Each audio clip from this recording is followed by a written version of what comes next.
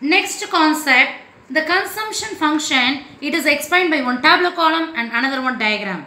Here what is the concept? Already we have come across. When income increases, both consumption and saving is also increases. Income increases 0 to 300, consumption increases 20 to 270, saving increases from minus 20 to 30, it will increases. Here see the tabular column. Even income level is 0, consumption takes place. Suppose if it is a festival time, even though we don't have money in our hand, what we can do, we just borrow from our friends or neighbors or relation, etc. So even income is 0, consumption takes place by past saving or borrowing from others.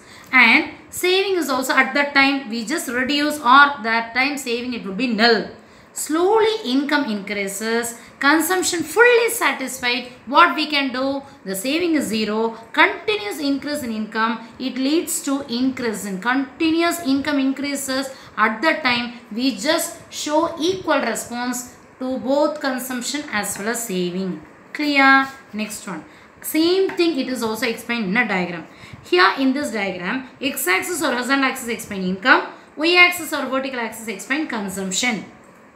Here income increases 120 to 180 and the consumption also increases. Here 120 and then another 120, 120, 170 and it will be going on like that. Clear? In order to satisfy the wants and needs of the consumer, whenever there is an increase in income, the consumption is also taken place. Not only consumption, we are also giving equal importance to saving also in order to protect our future life. Clear? And we also make certain importance saving.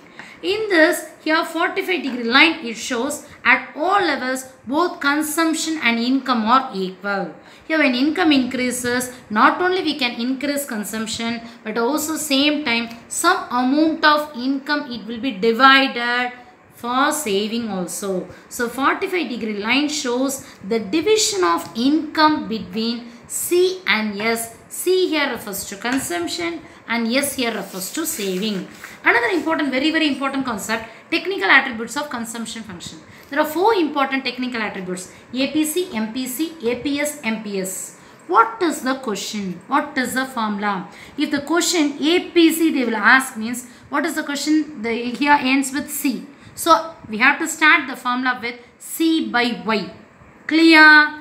MPC, again the question end with the C. So M means we have to add another one, delta C by delta Y, both in the numerator as well as the denominator. If M comes means we have to add delta. Clear? APS, what is the formula means? Here the question ends with S, so we have to start the answer with S by Y. MPS, yes, M here we have to add another variable, that is a term delta, both in the numerator as well as in the denominator. There will be no changes in the denominator, each and every place income only it will come. Clear? So APC, what is the formula? C by Y. MPC, delta C by delta Y.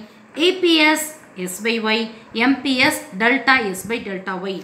APC means average propensity to consume. MPC, marginal propensity to consume.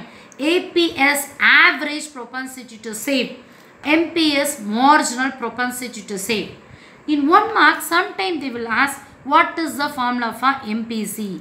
Another way, choose they will ask means MPC is equals 1 minus MPS. If they ask MPS means 1 minus MPC. This is clear. And another very important thing, in choose very often repeated question, what is the answer or what is the main important result we are getting for MPC plus MPS? MPC plus MPS is always equals to 1. This is very important, very often repeated one word. Clear?